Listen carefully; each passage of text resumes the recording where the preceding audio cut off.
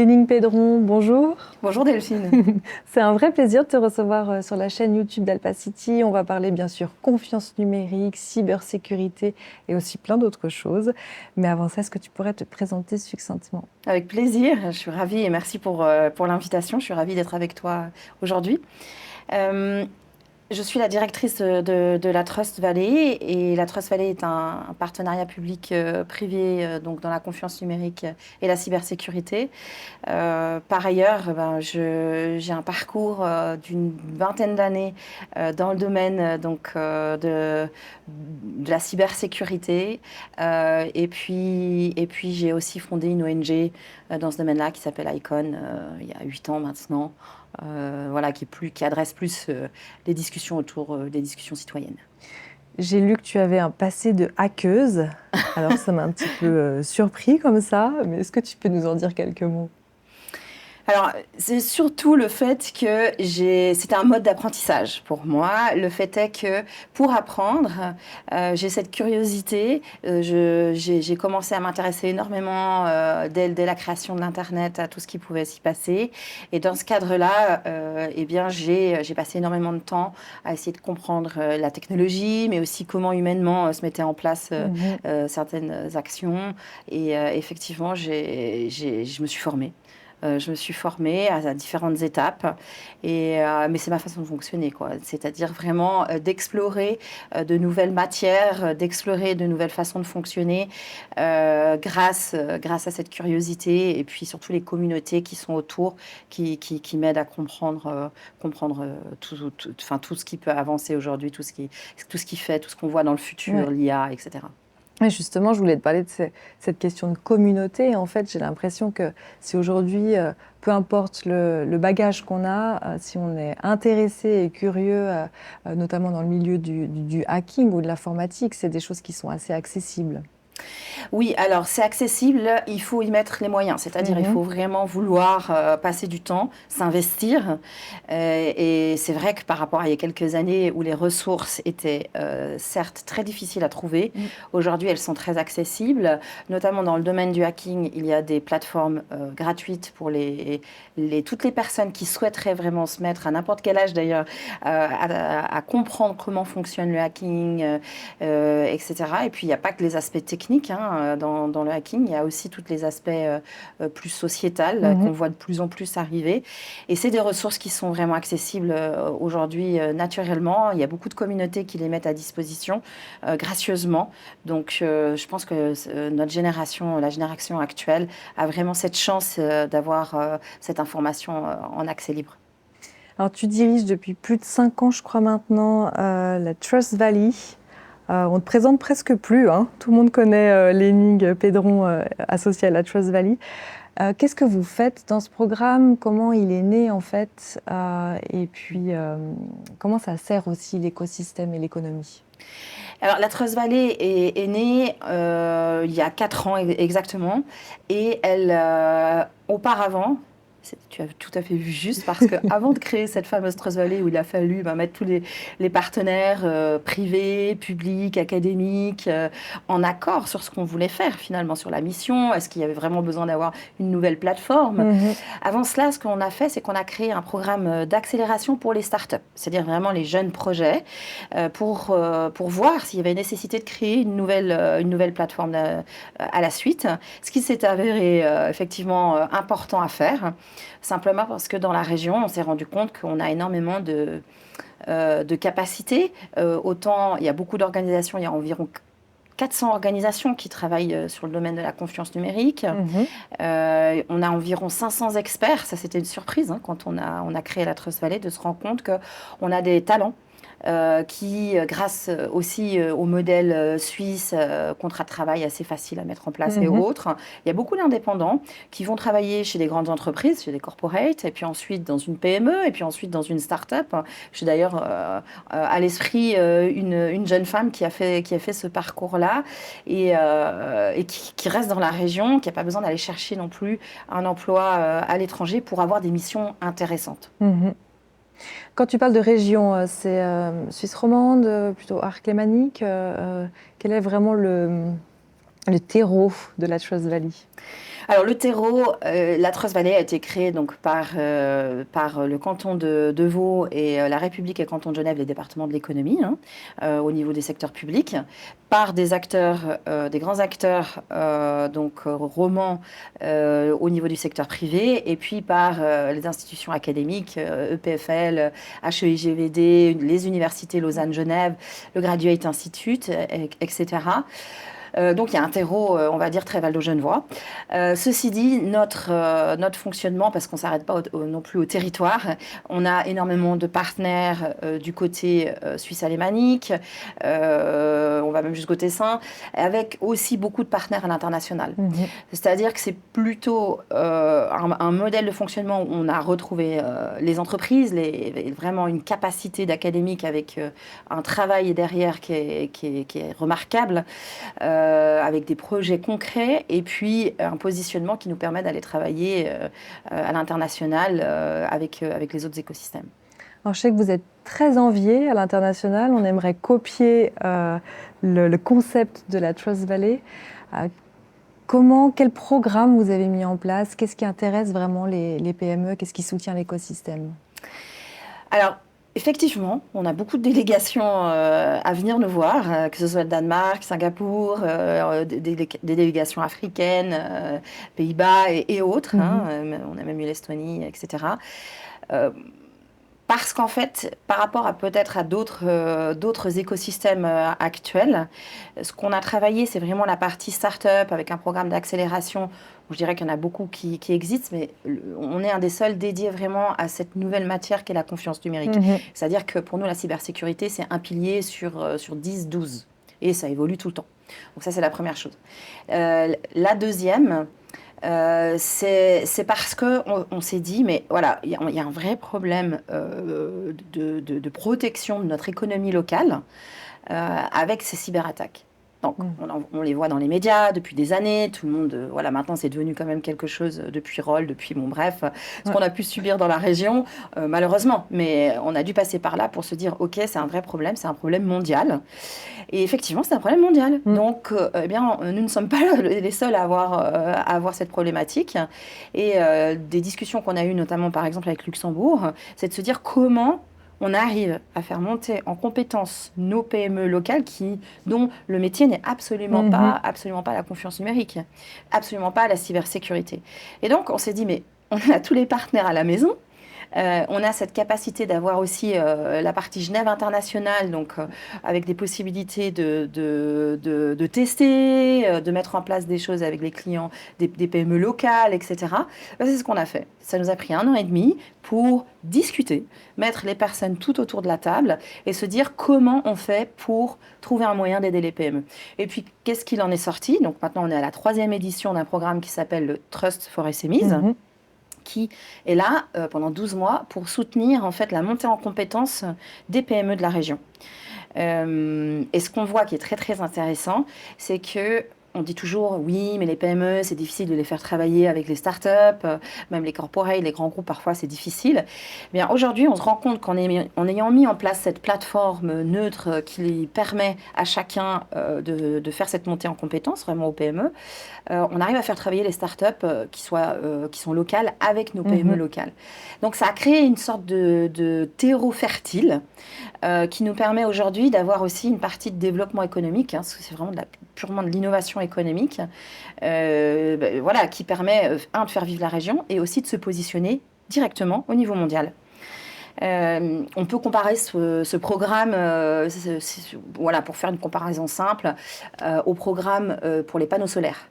Donc, c'est-à-dire que c'est un programme subventionné, qui permet à la PME d'avoir une entrée, un fil d'entrée extrêmement bas, et puis d'avoir environ 60 000 francs de prestations offerts sur l'année. Et surtout, ce qui est très, très, très, très important, je le dis pour les startups, mais aussi pour les PME, c'est vraiment le peer-to-peer, c'est-à-dire le fait que les PME discutent entre elles de leurs problématiques, de ce qu'elles ont vécu. Alors, quand tu dis qu'il y a un accompagnement d'une année, c'est pas seulement sur le sujet de la cybersécurité, mais vraiment de la confiance numérique. C'est bien ça. Peut-être quelques mots sur cette confiance numérique. On comprend l'idée, mais ça représente quoi? Effectivement, c'est un concept très nouveau, d'ailleurs qui est en évolution, hein. On peut le voir même encore chez les Big Four ou autres. C'est vraiment un concept qui évolue, qui est là en fait à la base, qui est très très important dans nos sociétés physiques, hein, c'est qu'on soit protégé, qu'on se sente protégé, que ce soit sur notre vie en tant qu'être humain, mais aussi quand on prend la voiture, mais aussi quand on est chez nous et qu'on souhaite être bien protégé. Bon, bah, tout ça, ça a pris quand même des centaines d'années, hein. Donc, l'Internet aujourd'hui a une trentaine d'années. Le web est né à Genève d'ailleurs. Et là, l'idée derrière, c'est de se dire, OK, on a tous numérique avec ces nouvelles technologies qui vont très très vite. On est souvent bouleversé par l'arrivée, on l'a vu avec l'IA, on va le voir encore avec des nouvelles technologies qui arrivent là pour l'année prochaine et l'année suivante. Eh bien, cette confiance numérique, à la base, il faut déjà qu'on puisse protéger. Donc, c'est pour ça qu'on parle aussi de cybersécurité en premier lieu. C'est vraiment la base de notre pyramide. Et ensuite, l'idée derrière ça, eh bien, c'est d'apporter du respect, de la compréhension, que ce soit pour le citoyen, mais aussi pour l'économie, qu'on puisse créer une stabilité et un développement numérique durable. Et donc ensuite, une fois qu'on a cette protection avec la cybersécurité, ce respect, ça arrive avec tout ce qui va autour de la protection des données, ça arrive avec parfois de la partie de la transparence.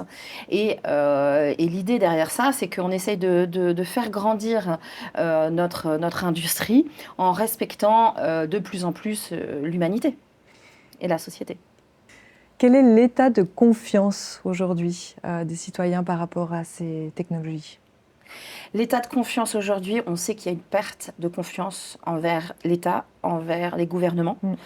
Le citoyen, qui est dans beaucoup de cas un internaute, et donc face à vraiment à énormément d'informations, il y a énormément aussi de désinformation.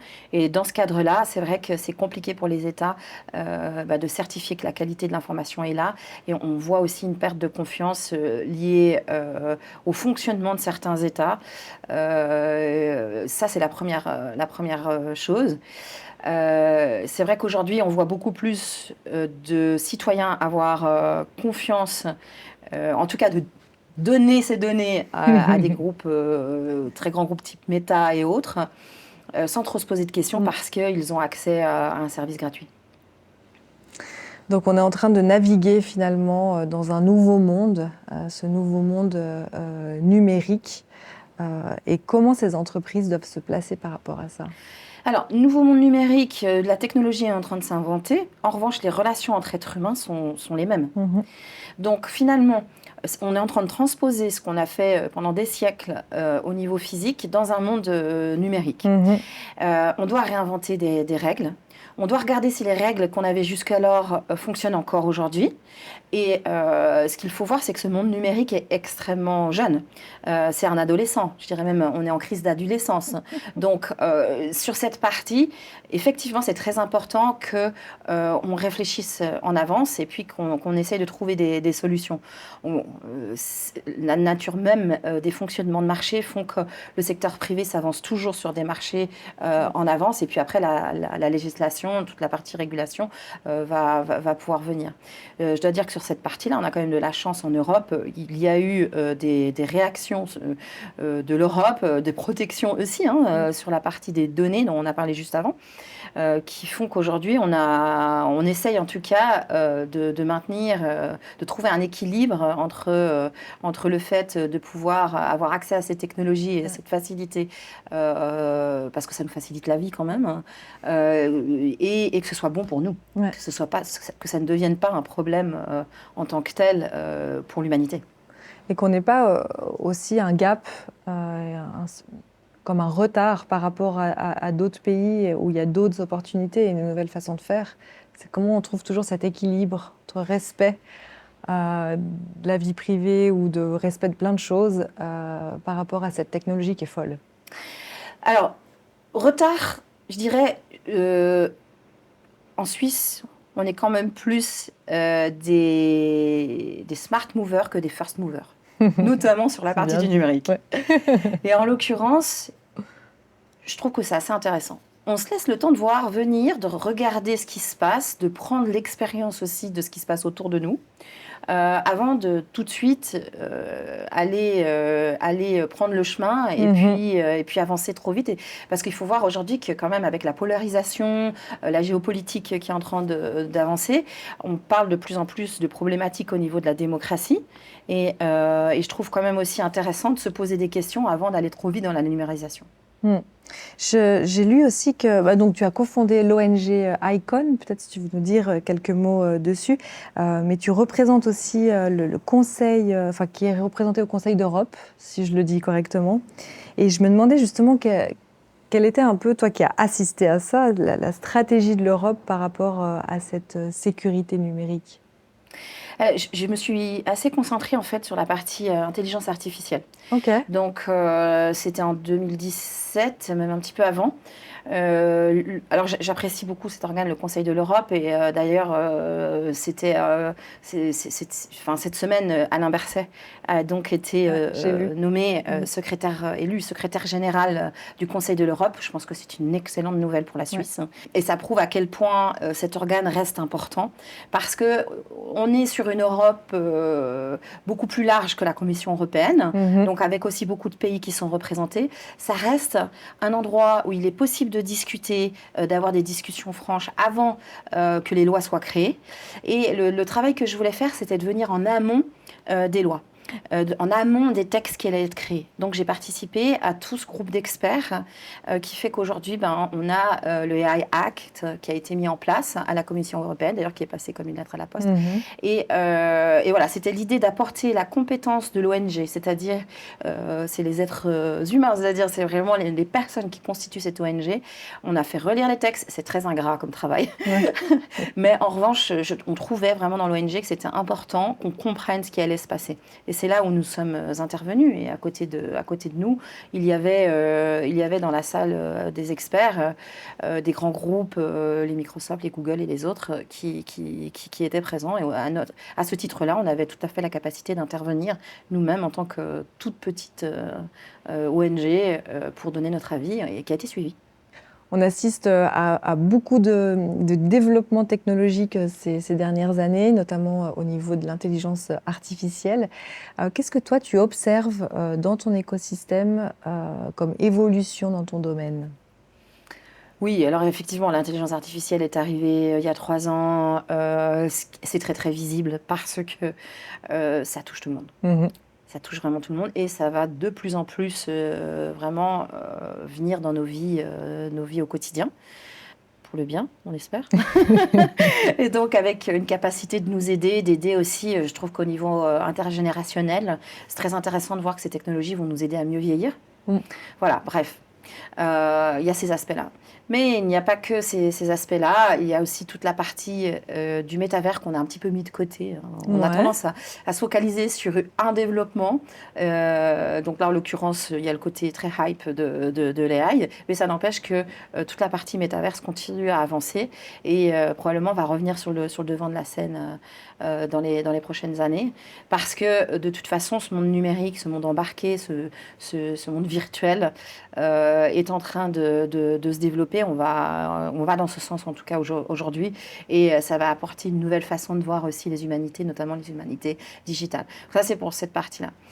Je dirais au niveau suisse, peut-être un sujet un tout petit peu plus technique, concernant des technologies qui s'appellent les PET, donc les Privacy Enhancing Technologies, donc concrètement des technologies qui vont vraiment aider à garder les données confidentielles. Donc les données de santé, mais les données bancaires, bref, tout type de données qui vont permettre finalement de mieux protéger à certains niveaux les données et permettre quand même de fonctionner assez vite, c'est-à-dire que ça va permettre d'être assez rapide sur le fonctionnement. On est assez bon en Suisse. Oui, il y a une étude du WEF, donc du World Economic Forum, qui est sortie cette semaine. Donc sur les emerging technologies, donc toutes les technologies émergentes pour les 2 à 5 ans. Et le deuxième sujet, eh bien, ce serait justement CPET. Et on voit que par rapport au niveau mondial, eh bien, on est positionné. On est positionné sur la carte, aussi au niveau spatial, enfin, dans d'autres domaines. Et d'ailleurs, dans la Trust Valley, nous avons plusieurs startups et aussi des partenaires hein, qui travaillent sur ce domaine.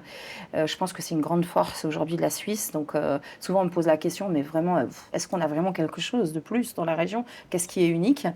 Bah oui, on est très très bon pour pouvoir pour vraiment créer des nouvelles, pour innover, pour créer des prototypes, pour avancer sur des domaines très très techniques de ce type.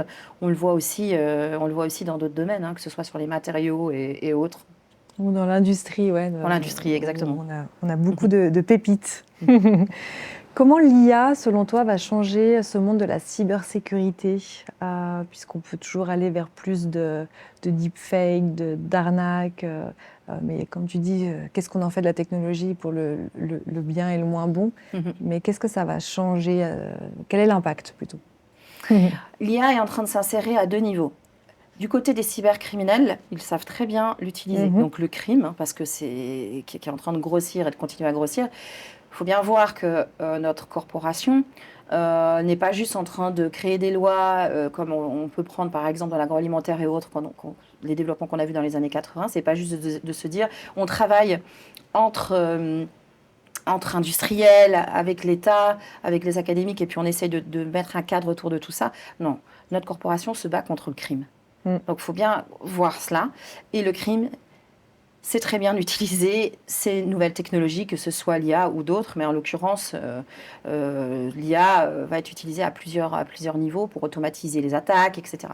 Première chose. Deuxième chose, du côté vraiment de l'économie blanche, etc., de notre côté, hein, on s'en sert pour faire de la défense. Et ça, c'est intéressant. Parce que vraiment, il y a de plus en plus d'outils qui nous permettent aussi de nous défendre. Donc, ça veut dire qu'on n'est pas démunis. Ça veut dire que notre corporation travaille. Ça veut dire qu'on est en train de trouver des solutions. Effectivement, on a toujours des mots de passe qui fatiguent tout le monde. Ça, moi, la première. En revanche, c'est vrai que c'est des technologies qu'on voit avancer. L'IA va nous permettre d'aller dans ce sens. Et j'espère vraiment de simplifier nos vies de plus en plus à terme. Qu'est-ce qu'on entend par intelligence artificielle? C'est vrai qu'on a tendance à l'utiliser comme un mot courant, IA, mais comment cette technologie, sous quelle forme en fait elle est utilisée pour tout ce qui est hacking ou autre Oui, elle peut être utilisée. Ce qui est très très tendance, c'est le phishing. Donc concrètement, c'est au niveau de la voix, de pouvoir décupler une voix. J'étais sur un événement il n'y a pas très très longtemps, et puis la personne qui a fait une démonstration, notamment en utilisant la voix de Federer, qui essayait de vendre des tickets, etc. C'était très très très bien fait. Ça lui a pris, je crois, une dizaine de minutes. C'était pas parfait parce qu'il n'a pas pris plus de 10 minutes pour le faire, mais c'est pour montrer que c'est très très actuel et c'est facile à utiliser. Donc les copies de voix, voilà, ça c'est assez complexe parce que les vidéos, c'est certain que on a encore tendance à se poser la question, etc. On va plus la poser, ouais. Voilà, on va plus la poser. Les copies de voix, c'est très perturbant. Ouais. Si la copie est bien faite, vous avez un enfant qui appelle ses parents, vous avez le CEO d'une entreprise qui appelle la comptabilité pour lui dire de payer rapidement. C'est très émotionnel, hein. C'est reptilien tout ça. Donc on touche vraiment, c'est beaucoup plus finalement des technologies qui vont toucher à notre humanité, à comment on va gérer ces évolutions. Oui, on en est là, on est vraiment en train de vivre cela en ce moment. Oui. C'est marrant parce qu'on en parle avec les enfants de faire attention à ces appels. On se donne même des petits codes au cas où, si on a un doute. Mais c'est fou de devoir penser à ce genre de choses, quoi. C'est vraiment une excellente méthode, je pense. Ouais. Bon, on verra, j'espère que ça ne nous arrivera pas. Mais... tu as récemment aussi été élue European Cyberwoman 2023, donc qui était vraiment un prix sur ton leadership dans le monde de la confiance numérique en Suisse. Qu'est-ce que tu as ressenti quand tu as eu ce prix? C'était un honneur. C'était un honneur dans la catégorie executive leader, donc chef de file. Il y avait des très très belles candidatures, donc j'étais ravie. de pouvoir voilà, de pousser ce qui m'intéresse depuis 20 ans, on va dire, un peu plus. Donc, et de pouvoir aussi montrer que, même avec un parcours un peu atypique, eh bien, on peut faire avancer les choses et puis se faire plaisir sur enfin, ce que je fais au travail, finalement, ce que je fais dans ma vie professionnelle. C'est aussi un beau cadeau à la Trust Valley. D'avoir une leader comme toi qui anime aussi bien cet écosystème. Alors, je ne sais pas. Mais en tout cas, je prends le compliment. Merci beaucoup. Et d'ailleurs, peu de femmes dans le domaine de la cybersécurité. Je pense que tu l'as remarqué comme moi. Donc, seulement 11% en Europe. C'était un chiffre que j'avais trouvé. Pourquoi, selon toi, c'est important vraiment qu'il y ait une plus grande mixité dans ce domaine? Qu'est-ce que ça apporterait à la cybersécurité ou à la confiance numérique plutôt? Alors oui, j'ai fait le même constat que toi, effectivement. Il y en a de plus en plus. Ouais. C'est pour ça aussi que ce prix était important, parce que l'idée, c'est de montrer que c'est faisable, que c'est pas qu'une histoire de se dire, voilà, je dois avoir fait telle ou telle étude. C'est pas qu'une histoire d'avoir tel ou tel parcours, et que la technique est largement ouverte aussi aux femmes, parce qu'on a tendance à leur dire depuis le plus jeune âge, finalement, que c'est compliqué. Ben non, il faut juste être curieux et puis essayer de trouver des solutions. Donc, je dirais que sur ces aspects-là, ce que va apporter le fait d'avoir de plus en plus de femmes, il y a un aspect de créativité. C'est plutôt pour le côté diversité. Vraiment, le fait d'avoir une équipe avec le plus de diversité possible, ça augmente la créativité et on en a énormément besoin en cybersécurité, de trouver des moyens créatifs, parce que comme je le disais, on se bat quand même contre le cybercrime, donc il faut aussi avoir cette nature-là dans les équipes, donc c'est très très important. Et puis évidemment, comme le marché est sec, comme il y a très très peu de talent, pouvoir intéresser de plus en plus de personnes. D'ailleurs, il y a des reconversions qui se font extrêmement bien, c'est pas uniquement les jeunes. C'est super important parce qu'on doit maintenant faire monter le nombre, le volume de personnes qui travaillent dans notre domaine. Ouais, vraiment, il faut les encourager, cette reconversion, parce que c'est aussi une multitude de domaines dans la confiance numérique. Il n'y a pas que cette image du hacker, finalement. Oui. Et ça, c'est important de le souligner. On a une très mauvaise... Oui, et puis il y a des femmes en hacking, il y a beaucoup de femmes en hacking qui sont excellentes. Donc, ce n'est pas une question de technique ou pas technique. Et d'ailleurs, pour les hommes aussi, il y a énormément de métiers différents. Donc, moi, typiquement, je viens plutôt de la partie open source intelligence. Je ne suis pas une ingénieure, je ne suis pas technique. Je me suis intéressée au sujet. Est-ce que tu aurais une source d'information ou plusieurs sources d'informations à nous partager, que ce soit un livre qui t'a marqué, une chaîne YouTube que tu suis ou tout autre type d'information? Alors, je vois beaucoup de choses, mais je me permets de partager ce livre, en fait, dont je suis la co-autrice. La préface a été réalisée avec notamment Stéphane Duguin du Cyber Peace Institute. On est une dizaine de co-auteurs. C'est un livre francophone. Donc, ça concerne la gestion de crise cyber. On est une dizaine d'experts. Donc, Québec, Canada, Suisse, Belgique, France. Qu'est-ce que j'oublie ? Bon, voilà, je pense la francophonie. Oh, Luxembourg. Et Luxembourg. Et Luxembourg. Et on s'est tous réunis parce qu'en fait, il n'y avait pas d'ouvrage. Ça, c'est la version, la vraie version signée pour la blockchain. Voilà. C'est beau, ça. Et on s'est réunis pour mettre notre savoir en fait à disposition. Donc moi, typiquement, dans ma partie sur la communication, j'ai parlé du cas de rôle et j'ai donné des exemples concrets de comment on pouvait créer un communiqué de presse, comment gérer ces aspects-là. Au Luxembourg, ils ont partagé d'autres notions et c'était important pour nous parce qu'on s'est rendu compte, ça a été fait avec l'ONG, qu'il n'y avait pas grand-chose sur le sujet. Voilà. Et puis le deuxième, c'est donc un guide qu'on a fait avec donc le soutien notamment de la Confédération et des cantons, qui est à destination des PME, qui est gratuit, donc avec un QR code et donc qui permet en fait de commencer. C'est-à-dire que pour les PME, les petites entreprises ou celles qui veulent commencer à se dire voilà, comment est-ce que je prends le sujet? Parce que c'est toujours des questions que nous avons. Comment prenons-nous le sujet? Par quoi on commence? Par quoi on commence? C'est toujours la question. C'est toujours la question. Et bien là, c'est un guide assez pratique qui permet de répondre en tout cas aux premiers. Magnifique. Voilà. On peut tous le commander sur Internet, celui-là? Alors celui-ci, Payot, Ah oui, ok. Fnac, c'est aux On mettra éditions le Ellipse. lien. Ok. Donc au niveau international, il est disponible. Et puis celui-ci sur le site de la Trust Valley, sans Ok. autre. On mettra le lien. Et puis, et puis donc, il y a aussi la souveraineté numérique de Jean-Christophe Schwab, Oui. qui est intéressant, que je trouve intéressant parce qu'il y a vraiment des exemples locaux. Donc, ça nous permet de bien comprendre comment ça se passe aujourd'hui. C'est très actuel, donc j'ai trouvé intéressant son écrit. Tu connais beaucoup l'écosystème roman. J'ai très envie de te demander qui tu pourrais nous recommander à inviter sur la chaîne. Je travaille beaucoup avec les entrepreneurs. Je les trouve extrêmement impressionnants, très courageux, parce que monter une start-up, même si j'en ai monté 4, c'est toujours une aventure et c'est jamais linéaire. Donc, je pense que je vais recommander un entrepreneur qui est assez incroyable parce qu'il est en train de monter qui a monté une start-up qui vraiment marche très très bien, qui s'appelle Najib Awini, donc qui est le cofondateur de Duoki. Ah, Duoki, bien sûr. Ah, ce serait vraiment un honneur de le recevoir. Lénine, merci infiniment. Merci à toi pour l'invitation. C'était un plaisir de partager ce moment avec toi. Et puis voilà, je te souhaite en tout cas une excellente fin de journée. Également. À bientôt. À bientôt.